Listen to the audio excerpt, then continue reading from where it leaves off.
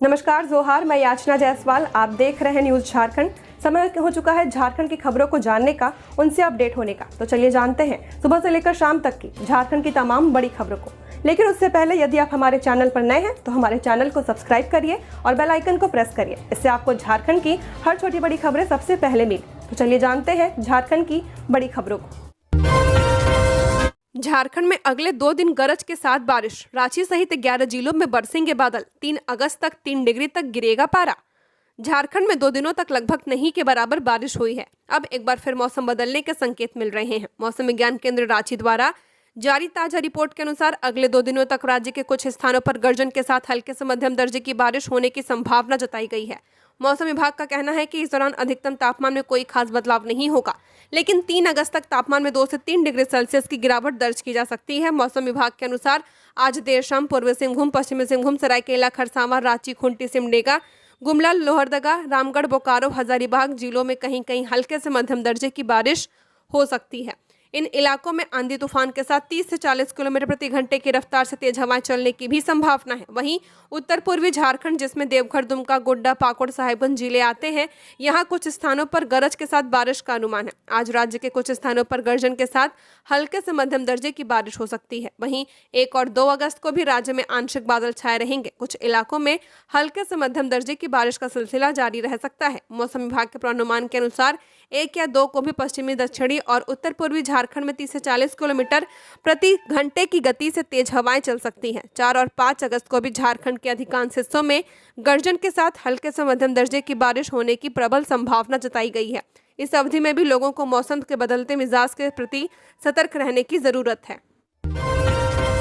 झारखंड विधानसभा का मानसून सत्र कल से 7 अगस्त तक। झारखंड विधानसभा का मानसून सत्र 1 अगस्त से 7 अगस्त 2025 तक आयोजित किया जाएगा। सत्र के दौरान कुल 5 कार्य दिवस निर्धारित किए गए हैं। इस बीच राज्य सरकार की ओर से वित्तीय वर्ष 2025-26 का पहला अनुपूरक बजट 4 अगस्त को सदन में प्रस्तुत किया जाएगा। वहीं सरकार की ओर से कुछ महत्वपूर्ण विधेयकों को भी सदन में लाने की संभावना है। सत्र के मद्देनजर सत्तारूढ़ गठबंधन दलों की विधायक दल की बैठक आज शाम 6 बजे ATI में आयोजित की जाएगी, जिसमें मुख्यमंत्री हेमंत सोरेन भी उपस्थित रहेंगे। बैठक में मानसून सत्र को प्रभावी रूप से संचालित करने और विपक्ष की रणनीति का जवाब देने को लेकर चर्चा की जाएगी। बैठक से पूर्व कांग्रेस विधायक दल की अलग से बैठक भी संभावित है।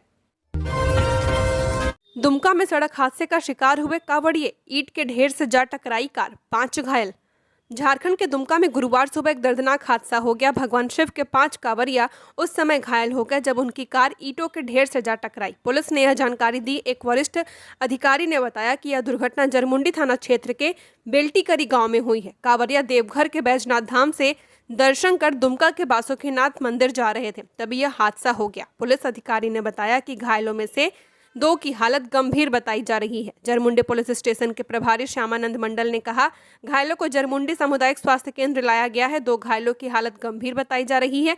उन्होंने बताया कि एक ई-रिक्शा को बचाने की कोशिश में उनकी कार सड़क किनारे रखे ईंटों के ढेर से टकरा गई थी। घायल हुए सभी कांवरिया गिरिडीह जिले के बगोदर के रहने वाले हैं। 2 दिन पहले झारखंड के देवघर जिले में मंगलवार को 2 अलग अलग सड़क हादसों में कम से कम 6 कांवरियों की मौत हो गई है और 29 लोग घायल हो गए हैं। गाड़ियों में नहीं लगा सकेंगे प्रेशर हॉर्न, फ्लैग रॉड और अलग लाइट। झारखंड हाईकोर्ट ने लगाया बैन। झारखंड हाईकोर्ट ने हेमंत सोरेन सरकार को प्रेशर हॉर्न, फ्लैग रॉड और एक्स्ट्रा लाइट वाली गाड़ियों पर प्रतिबंध लगाने का आदेश दिया है। कोर्ट ने यह सुनिश्चित करने का आदेश दिया कि pressure horn, multi tone horn, flag rod और अतिरिक्त लाइट लगे वाहन राज्य में नहीं चलाए जाएं। झारखंड हाईकोर्ट की एक खंडपीठ ने अपने आदेश में प्रेशर हॉर्न और फ्लैग रॉड के इस्तेमाल पर पूर्ण प्रतिबंध लगा दिया है। हाईकोर्ट ने अपने आदेश में कहा कि वाहनों में लगे प्रेशर हॉर्न और मल्टी टोन हॉर्न को झारखंड राज्य में चलने की अनुमति नहीं दी जाएगी। पीठ ने कहा कि इसी प्रकार अतिरिक्त लाइट लगे वाहनों, विशेष रूप से लाल और नीले रंग के और आपातकालीन वाहनों जैसे दिखने वाले वाहनों को तुरंत हटा दिया जाना चाहिए। अदालत ने प्रशासन को यह भी सुनिश्चित करने का आदेश दिया कि राजनीतिक दलों और धार्मिक संप्रदायों से संबद्धता की परवाह किए बिना फ्लैग रॉड और झंडों के अनधिकृत उपयोग को तुरंत हटा दिया जाए। बाबूलाल मरांडी का तंज, मैया योजना दम तोड़ दे तो आश्चर्य नहीं। झारखंड विधानसभा सत्र से पहले नेता प्रतिपक्ष बाबूलाल मरांडी ने सरकार पर तीखा हमला बोलते हुए कहा कि जिन मुद्दों को सदन में उठाना है उस पर लगातार विचार विमर्श हो रहा है। उन्होंने इंडिया गठबंधन की बिहार सरकार की तुलना झारखंड सरकार से करते हुए कहा कि उस वक्त की मॉडल और अभी की मॉडल में कोई फर्क नहीं है। अब चेहरे वही हैं तो सोच और नीयत में बदलाव की उम्मीद करना बेकार है। मरांडी ने आरोप लगाया कि सत्ता में बने रहने के लिए लोग राजनीति तो करते हैं लेकिन नीतियों और योजनाओं के क्रियान्वयन में कोई ईमानदारी नहीं है। मैया सम्मान योजना पर सवाल खड़े करते हुए उन्होंने कहा कि बड़ी संख्या में महिलाएं अभी भी इस योजना से वंचित हैं। जिन महिलाओं को पिछले बार योजना का लाभ मिल रहा था उन्हें अब इससे बाहर कर दिया गया है। उन्होंने आरोप लगाया कि विधवा और वृद्धा पेंशन जैसी योजनाएं पूरी तरह से ठप पड़ी हैं, जिससे जरूरतमंद महिलाओं को भारी कठिनाइयों का सामना करना पड़ रहा है। हादसे में युवक की मौत, परिजनों ने किया सड़क जाम, 15 घंटे से रोड ब्लॉक, वाहनों की लगी लंबी कतार, कोयला ढुलाई ठप। दुमका के गोपीकांदर थाना क्षेत्र के पेट्रोल पंप के पास मंगलवार देर रात सड़क दुर्घटना में अमड़ापारा थाना क्षेत्र के पाकुड़ स्थित कुसचीरा गांव निवासी राहुल राय की मौत हो गई थी। बुधवार को पोस्टमार्टम के बाद जैसे ही शव रांगा टोला पहुंचा, मृतक के परिजनों ने शव को लिंक रोड पर रखकर सड़क जाम कर दिया। मृतक के परिजनों ने मुआवजे की मांग को लेकर 15 घंटे से सड़क जाम कर रखा है। इससे कोयले की ढुलाई ठप होने से राजस्व का भी नुकसान हो गया। परिजनों का कहना है कि मोटरसाइकिल दुर्घटना में युवक की मौत हो गई है। मृतक के पिता नहीं है, ऐसे में घर परिवार कैसे चलेगा। मृतक की मां सुनीता देवी ने बताया कि उनका पुत्र ही उनकी जिंदगी का सहारा था। उन्होंने कहा कि उनके पति की मौत करीब 5 माह पूर्व हो गई थी। उनकी एक छोटी बेटी है जिसकी शादी भी करनी है। सुनीता देवी ने मांग की है कि कोल कंपनी मुआवजे के साथ साथ पेंशन और परिवार के किसी सदस्य को नौकरी दे, तभी वे सड़क जाम समाप्त करेंगे। जंगली मशरूम खाने से कई लोग बीमार, एक ही परिवार के हैं सभी। पलामू में जंगली खुखड़ी खाने से 9 लोग बीमार हो गए हैं। सभी को इलाज के लिए मेदिनी राय मेडिकल कॉलेज एंड हॉस्पिटल में भर्ती करवाया गया। सभी लोगों की हालत खतरे से बाहर है। जंगली खुखड़ी खाने के बाद बीमार लोग एक ही परिवार के रहने वाले हैं। दरअसल पलामू में चैनपुर थाना क्षेत्र के रबदा गांव के ग्रामीण बुधवार की सुबह जंगल से खुखड़ी चुनकर लाए थे। खुखड़ी खाने के बाद लोग धीरे धीरे बीमार पड़ते गए और बुधवार की रात तक 9 लोगों की हालत गंभीर हो गई। स्थानीय स्तर पर इलाज के बाद सभी लोगों को गंभीर हालत में मेदिनी राय मेडिकल कॉलेज एंड हॉस्पिटल में भर्ती कराया गया, जहां डॉक्टर की निगरानी में सभी का इलाज हुआ और फिलहाल सभी खतरे से बाहर है। मेदिनी राय मेडिकल कॉलेज एंड हॉस्पिटल में मौजूद टीओपी के प्रभारी नीरज सिंह ने बताया कि खुखड़ी खाने के बाद 9 लोग इलाज के लिए अस्पताल पहुंचे थे। सभी की हालत खतरे से बाहर है। खुखड़ी खाने के बाद आदर्श चौधरी, प्रभा देवी, दुर्गावती देवी, रीता कुमारी, अशोक चौधरी, अखिलेश्वर कुमार, कुर्ती कुंवर, अरविंद कुमार, सुषमा देवी बीमार हुए हैं। बीमार सदस्यों में सब एक ही परिवार के रहने वाले हैं। कोई भी कानून से ऊपर नहीं, चाहे डीजीपी ही क्यों न हो, अमन साहू एनकाउंटर पर हाई कोर्ट। झारखंड हाईकोर्ट ने हेमंत सोरेन सरकार पर तीखी टिप्पणी की है। कोर्ट ने अमन साहू एनकाउंटर मामले में सरकार से जवाब दाखिल करने के लिए कहा है। कई बार अदालतें राज्य सरकारों और केंद्र सरकारों के काम को लेकर उन पर तीखी टिप्पणी कर देती हैं। ठीक ऐसा ही हुआ है झारखंड में। झारखंड हाईकोर्ट के हाल ही में नियुक्त हुए चीफ जस्टिस तरलोक सिंह चौहान और एक जज ने एनकाउंटर में मारे गए एक गैंगस्टर की मां की याचिका पर सरकार को फटकार लगाई है। आइए जानते हैं आखिर पूरा मामला क्या है। पुलिस मुठभेड़ में मारे गए गैंगस्टर अमन साहू के एनकाउंटर की सीबीआई जांच का आग्रह करने वाली याचिका पर सुनवाई करते हुए हाईकोर्ट ने बुधवार को सरकार को फटकार लगाई। चीफ जस्टिस तरलोक सिंह चौहान और जस्टिस सुजीत नारायण प्रसाद की अदालत ने मौखिक रूप से कहा कि कोई भी कानून से ऊपर नहीं है, चाहे वो डीजीपी ही क्यों न हो। अदालत ने राज्य सरकार को प्रार्थी की ओर से दायर याचिका पर जवाब दाखिल करने का निर्देश दिया। इस मामले में कोर्ट सख्त नजर आ रही है।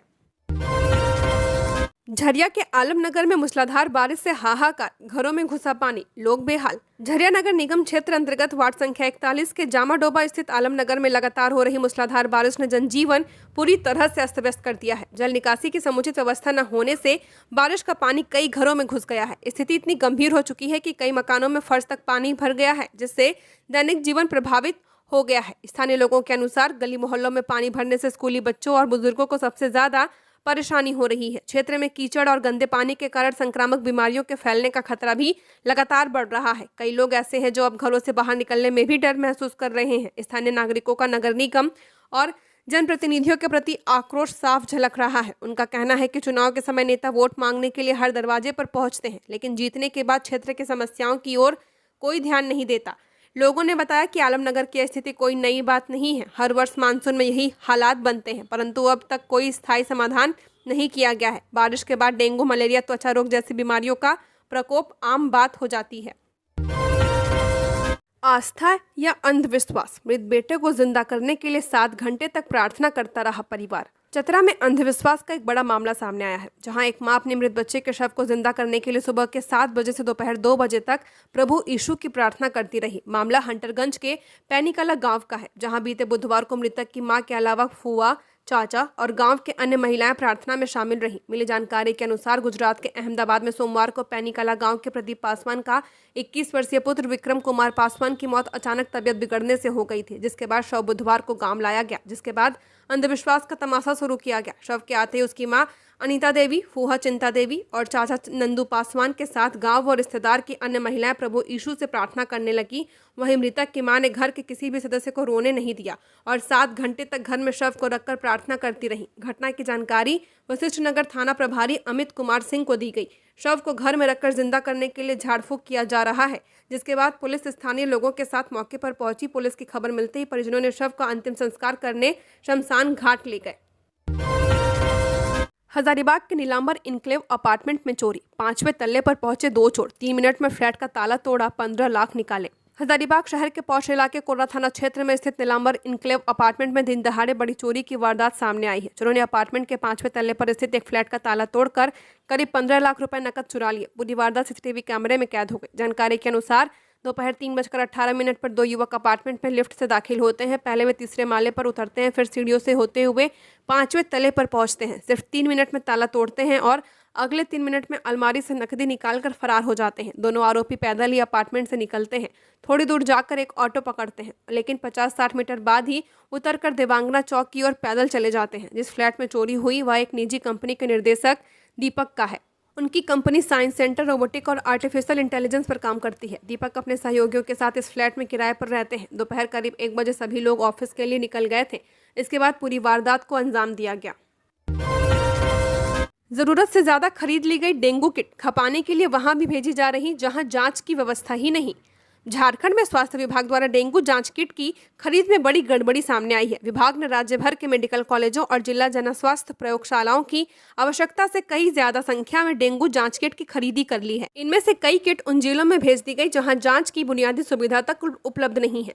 स्थिति स्पष्ट होने पर विभाग ने इन कीटों को अन्य संस्थानों में स्थानांतरित करने का आदेश जारी किया है। इसके साथ ही कीट के उपयोग को बढ़ावा देने के लिए बोकारो, गुमला, धनबाद, लोहरदगा और खूंटी जैसे जिलों को एलाइजा रीडर विद रॉशवर मशीन भी उपलब्ध करा दी गई है। हालांकि इन जिलों में अब तक न तो मशीनें चालू हुई हैं और न ही चिकित्सकों व टेक्नीशियनों को प्रशिक्षण दिया गया है। रामगढ़ के फूड सेफ्टी विभाग की बड़ी कार्रवाई, 30,000 लीटर मिलावटी दूध जब्त कर सड़क पर बहाया। रामगढ़ में खाद्य सुरक्षा रक्षा विभाग ने मिलावटी दूध के खिलाफ बड़ी कार्रवाई की है। गुप्त सूचना के आधार पर फूड सेफ्टी ऑफिसर दीपश्री की टीम ने हाईवे पर एक दूध टैंकर को पकड़ा, जिससे लगभग 30,000 लीटर मिलावटी दूध भरा हुआ था। यह टैंकर उड़ीसा से उत्तर प्रदेश की ओर जा रहा था और रास्ते में रामगढ़ के पास इसकी पिकअप की जा रही थी। जांच में सामने आया कि टैंकर से दूध निकालकर उसमें पानी और अन्य केमिकल मिलाकर उसे फिर से टैंकर में भर दिया जा रहा था, ताकि मात्रा बनी रहे और यह मिलावटी दूध बाजार में खपाया जा सके। फूड सेफ्टी अधिकारी दीपश्री ने बताया कि टैंकर की कुल क्षमता 30,000 लीटर थी। मौके पर मौजूद टीम ने दूध से सैंपल लेकर फूड लैब भेज दिया है। साथ ही फूड सेफ्टी एक्ट के तहत कानूनी कार्रवाई शुरू कर दी गई है। मिलावटी दूध के सभी साक्ष्य मिलने के बाद विभाग ने करीब 20 लाख रुपए मूल्य का यह दूध हाईवे पर बहा दिया, ताकि किसी भी सूरत में यह बाजार में न पहुंचे। फूड सेफ्टी ऑफिसर दीपश्री के मुताबिक यह पूरा नेटवर्क लंबे समय से सक्रिय था और इस कार्रवाई के जरिए विभाग ने एक बड़े मिलावट सिंडिकेट पर करारा प्रहार किया है। सड़क दुर्घटना में 1 माह में 10 लोगों की गई जान, 8 लोगों ने तो नहीं पहने थे हेलमेट। जमशेदपुर में डीसी कर सत्यार्थी की अध्यक्षता में यातायात एवं सड़क सुरक्षा की बैठक आयोजित हुई। बैठक में सड़क दुर्घटनाओं पर प्रभावी नियंत्रण एवं सड़क सुरक्षा नियमों के सख्ती से अनुपालन के साथ साथ हिट एंड रन मामलों में मुआवजा भुगतान एवं अन्य संबंधित विषयों पर विस्तार से चर्चा की गई। सड़क दुर्घटनाओं की समीक्षा में पाया गया कि पिछले 1 माह में 22 सड़क दुर्घटनाएं हुई हैं, जिनमें 10 लोगों की मृत्यु तथा 20 व्यक्ति गंभीर घायल हुए हैं। समीक्षा में पाया गया कि इसमें 8 व्यक्ति ऐसे थे जिनका हेलमेट नहीं होने के कारण जान गई है। डीसी एवं एसएसपी द्वारा इस पर गंभीर चिंता जताते हुए पेट्रोल पंप संचालकों के साथ बैठक कर हेलमेट नहीं पहनने वालों को पेट्रोल नहीं देने, ट्रैफिक पुलिस को सख्ती से जांच अभियान चलाने का निर्देश दिया गया। झारखंड में माओवादियों ने जारी किया फरमान, इस जिले में मच गया हड़कंप। झारखंड के चतरा में भाकपा माओवादियों के फरमान से जिले के विभिन्न प्रखंडों के मुखिया और ठेकेदारों में हड़कंप मचा हुआ है, क्योंकि माओवादियों ने मुखिया और ठेकेदारों को सभी किए गए कार्यों में प्राकृत राशि से 5% की लेवी की मांग की गई है। इन सभी को 15 दिनों का समय देते हुए चेतावनी दी गई है कि वे 15 दिनों के अंदर अगर लेवी की रकम जमा नहीं करते तो उनके खिलाफ भाकपा माओवादी संगठन कठोर से कठोर कार्रवाई करेगा। कार्रवाई में जमानत की क्षति होती है तो उसकी जिम्मेदारी पार्टी की नहीं होगी। इस फरमान से पूरे जिले में एक दहशत का माहौल बना हुआ है। माओवादियों के द्वारा यह लेटर दिनांक और पत्रांक के साथ कुंदा, लावालौंग, हंटरगंज, प्रतापपुर सहित कई प्रखंडों में दिया गया है। भारत की कम्युनिस्ट पार्टी माओवादी मध्य जोनल कमेटी के लेटर पैड पर यह फरमान जारी किया गया है। जमीन विवाद को लेकर दो पक्षों में खूनी झड़प, गिरिडीह में लाठी डंडे और तलवार से हमला, 5 लोग घायल, 2 की हालत गंभीर। गिरिडीह के देवरी थाना क्षेत्र के खोजाटोला गांव में जमीन विवाद को लेकर दो पक्षों के बीच खूनी झड़प हो गई। इस दौरान दोनों पक्षों के बीच जमकर मारपीट हुई है। लाठी डंडे के साथ तलवार और भाले भी चले हैं। इस हिंसक घटना में 5 लोग घायल हुए हैं। घायलों में कुनी महता, सुखनी देवी, संजय महता, कौशल्या देवी और गुंजा कुमारी शामिल हैं। सभी घायलों को इलाज के लिए सामुदायिक स्वास्थ्य केंद्र भेजा गया। डॉक्टरों ने गंभीर घायल कुनी मेहता और सुखनी देवी को बेहतर इलाज के लिए गिरिडीह रेफर किया है। पुलिस मामले की जांच कर रही है। नक्सलियों ने रेलवे ट्रैक पर लगाया बैनर, चक्रधरपुर रेल मंडल में ठप रहा मालगाड़ियों का परिचालन, सुबह शुरू हुई रेल सेवा। चक्रधरपुर रेल मंडल के किरीबुरु करमपदा रेलवे ट्रैक पर बुधवार की रात नक्सलियों ने बैनर लगा दिया। इस कारण रात भर इस मार्ग पर रेल परिचालन पूरी तरह से ठप रहा। यह मार्ग मुख्य रूप से मालगाड़ियों के परिचालन के लिए उपयोग किया जाता है। भाकपा माओवादी नक्सलियों द्वारा लगाए गए बैनर की सूचना मिलने के बाद पुलिस और आरपीएफ की टीम मौके पर पहुंची। सुबह होते ही सुरक्षा बलों ने रेलवे ट्रैक से बैनर हटाए और पूरे क्षेत्र की सुरक्षा की जांच की। जांच पूरी होने के बाद इस मार्ग पर रेल परिचालन फिर से शुरू किया गया। चक्रधरपुर रेल मंडल के सीनियर डीसीएम आदित्य चौधरी ने इस घटना की पुष्टि की है। उन्होंने बताया कि नक्सलियों द्वारा पोस्टर और बैनर लगाकर रेल मार्ग को अवरुद्ध किया गया था। सूचना मिलते ही आरपीएफ ने त्वरित कार्रवाई करते हुए सभी पोस्टर और बैनर जब्त कर लिए हैं। अधिकारियों के अनुसार अब इस मार्ग पर सामान्य रूप से मालगाड़ियों का परिचालन जारी है। अवैध आरा मिलों पर वन विभाग का छापा, लाखों की लकड़ी और मशीनें जब्त। गिरिडीह के खोरी महुआ अनुमंडल अंतर्गत डोरंडा वन क्षेत्र के घोड़थंबा इलाके में बुधवार शाम वन विभाग ने बड़ी कार्रवाई करते हुए 4 अवैध आरा मिलों को ध्वस्त कर दिया। इस दौरान बड़ी मात्रा में अवैध लकड़ी और लाखों रुपए मूल्य की मशीनें जब्त की गई हैं। Divisional forest officer Ankit Kumar Singh ने बताया कि गुप्त सूचना के आधार पर यह कार्रवाई की गई है। सूचना मिली थी कि कोडरमा और धनवार क्षेत्र के जंगलों से अवैध रूप से लकड़ियां काटकर घोड़थंबा के ढाको, सारण, दयालपुर और महबूब चौक स्थित आरा मिलों में खपाई जा रही है। सूचना मिलते ही वन विभाग ने टीम गठित कर रेंजर सुरेश रजक के नेतृत्व में छापेमारी की। कोडरमा आरपीएफ ने घायल युवक को बचाया। रेलवे ट्रैक पर घायल पड़ा था, सिर में लगी थी गहरी चोट, सदर अस्पताल भेजा। कोडरमा रेलवे सुरक्षा बल ने एक बार फिर से मानवता का परिचय देते हुए एक घायल युवक की जान बचाई है। यह घटना कोडरमा गिरिडीह रेलखंड के कोडरमा जंक्शन और कोडरमा टाउन स्टेशन के बीच की है, जहां एक युवक रेलवे ट्रैक पर घायल अवस्था में पड़ा हुआ था। आरपीएफ प्रभारी दीपक कुमार ने जानकारी देते हुए बताया कि गुरुवार की रात करीब 2:30 बजे उन्हें सूचना मिली थी कि कोडरमा और न्यू गिरिडीह स्टेशन के बीच स्थित किलोमीटर संख्या 9/14-15 पर एक युवक घायल स्थिति में पड़ा है। सूचना मिलते ही उन्होंने आरक्षी आनंद कुमार और आरक्षी धीरज कुमार को तुरंत मौके पर भेजा। आरपीएफ जवान जब मौके पर पहुंचे तो देखा कि युवक गंभीर घायल है, उसके सिर पर गहरी चोट है। वहां पहले से ही पीडब्ल्यूडी विभाग के कर्मचारी मौजूद थे। जवानों ने बिना समय गंवाए घायल युवक को रेलवे ट्रैक से उठाकर सड़क किनारे सुरक्षित स्थान पर पहुंचाया और तुरंत एम्बुलेंस बुलाकर उसे कोडरमा सदर अस्पताल भेजा। झारखंड बाल आयोग सदस्य ने केजीबीवी की पीड़ित छात्रा से की मुलाकात, निष्पक्ष जांच के दिए निर्देश। झारखंड राज्य बाल अधिकार संरक्षण आयोग के सदस्य विकास दोदराजका ने पटमदा स्थित कस्तूरबा गांधी बालिका विद्यालय की 5 छात्रा के साथ हुए शारीरिक दंड की घटना की जानकारी मिलने के उपरांत एमजीएम अस्पताल में भर्ती छात्रा से मुलाकात कर हालचाल जाना है। उन्होंने छात्रा के परिजनों और चिकित्सकों से भी बातचीत कर संपूर्ण स्थिति की जानकारी प्राप्त की है। इस अवसर पर छात्रा के माता पिता के साथ साथ बाल कल्याण समिति की सदस्य रूबी साहू, जुझार सोरेन एवं जिला बाल संरक्षण पदाधिकारी प्रेम प्रकाश भी उपस्थित थे। इस दौरान विकास दोदराजका ने सभी संबंधित पदाधिकारियों से मामले की निष्पक्ष जांच सुनिश्चित करने तथा पीड़ित छात्रा को हर संभव सहायता उपलब्ध कराने की बात कही है। बाल अधिकार आयोग के सदस्य ने बाल कल्याण समिति एवं जिला बाल संरक्षण इकाई को जिले में बच्चों की सुरक्षा, संरक्षण एवं अधिकारों के प्रति संवेदनशील और सजग रहने के निर्देश देते हुए कहा कि इस दिशा में निरंतर सक्रियता बनाए रखनी होगी। पीएलएफआई सुप्रीमो दिनेश गोप की पत्नी की बेल पर हाईकोर्ट में सुनवाई पूरी, फैसला सुरक्षित। जेल में बंद पीएलएफआई सुप्रीमो दिनेश गोप की पत्नी हीरा देवी की जमानत याचिका पर गुरुवार को झारखंड हाईकोर्ट में सुनवाई हुई। सुनवाई के दौरान अदालत ने इस मामले से जुड़े सभी पक्षों की दलीलें सुनने के बाद अपना फैसला सुरक्षित रख लिया है। अब कोर्ट हीरा देवी की याचिका पर क्या फैसला करेगा, यह देखना दिलचस्प होगा। बता दें कि दिनेश गोप की पत्नी हीरा देवी 30 जनवरी 2020 से जेल में है। उस पर दिनेश गोप के साथ मिलकर टेरर फंडिंग करने का आरोप है। इस मामले में एनआईए कोर्ट में ट्रायल चल रहा है। अब तक की सुनवाई के दौरान 120 गवाहों को प्रस्तुत किया जा चुका है। झारखंड अंगीभूत महाविद्यालयों के अनुबंधित शिक्षकेतर कर्मचारी अनशन की तैयारी में।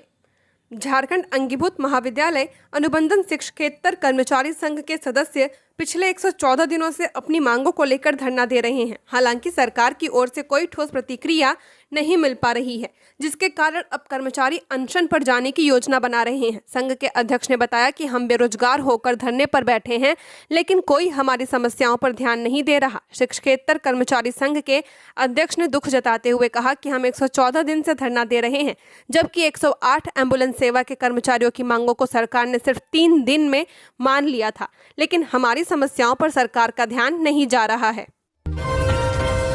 भाजपा के पूर्व विधायक भानु प्रताप शाही ने महिलाओं को लगाया कीचड़, स्त्रियों ने भी लिया बदला।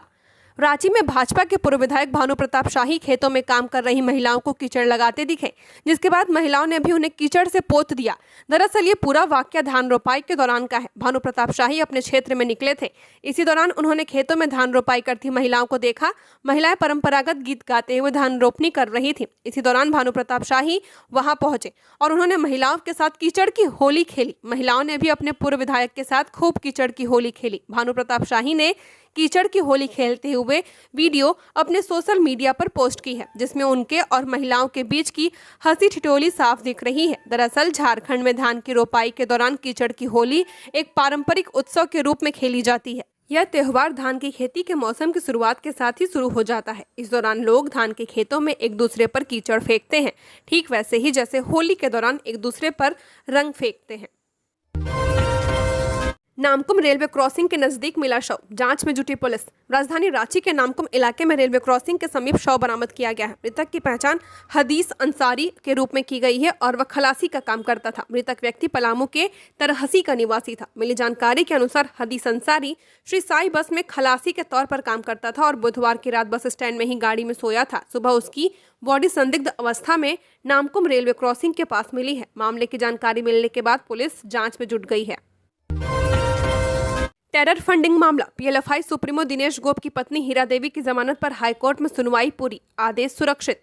पीएलएफआई सुप्रीमो दिनेश गोप से जुड़े टेरर फंडिंग मामले में यह अभियुक्त उनकी पत्नी हीरा देवी की जमानत याचिका की सुनवाई झारखंड हाईकोर्ट में हुई है। मामले में दोनों पक्षों की सुनवाई पूरी होने के बाद कोर्ट ने फैसला सुरक्षित रख लिया है। प्रार्थी की ओर से सुप्रीम कोर्ट के अधिवक्ता बालाजी श्रीनिवासन एवं हाईकोर्ट के अधिवक्ता निरंजन कुमार ने पैरवी की। दरअसल एनआईए के विशेष न्यायाधीश की अदालत में मामले में ट्रायल चल रही है। हीरा देवी 30 जनवरी 2020 से जेल में है। मामले में एनआईए कोर्ट में ट्रायल के दौरान 120 गवाहों को प्रस्तुत किया जा चुका है।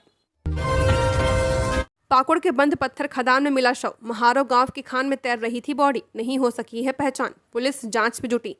पाकुड़ के हिरणपुर थाना क्षेत्र के महारो गांव में स्थित एक बंद पड़े पत्थर खदान में बुधवार देर रात एक अज्ञात व्यक्ति का शव तैरता हुआ मिला।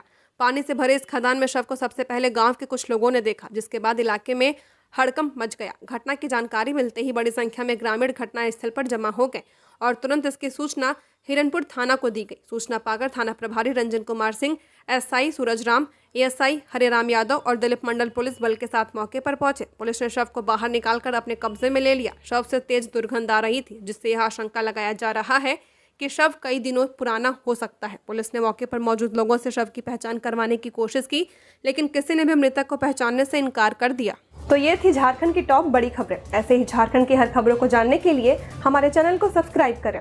धन्यवाद।